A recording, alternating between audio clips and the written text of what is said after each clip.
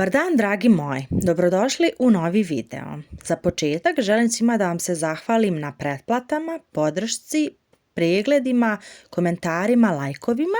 Želim vam svima sretnu novu godinu. Neka vam se ostvari sve ono što vi sami sebi želite i da naravno uspijete da ostvarite sve to što ste sami sebi zacrtali za narednu 2024. godinu. Evo ovako, što se tiče ovog kolača, on se pravi toliko brzo i jednostavno. Potrebno vam je jedno pakovanje turskog keksa. Keks posložite dole, ovako kao što vidite na videu.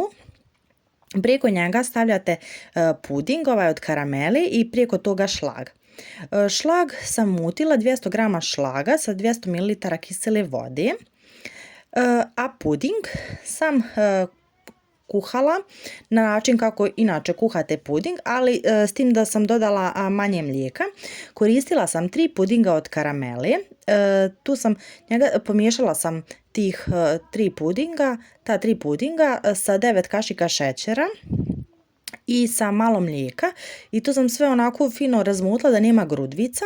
A od tih 900 ml mlijeka što je ostalo, sam stavila mlijeko da se kuha, dodala puding i malo to ukuhala onako da bude malo gušće kako puding treba da izgleda, i ostavila sam taj puding da se ohladi.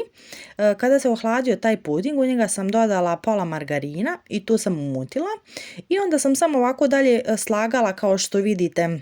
Slažite znači keks, puding, šlag, keks, puding, šlag, i zadnji završni taj sloj treba da bude samo keks i preko šlag.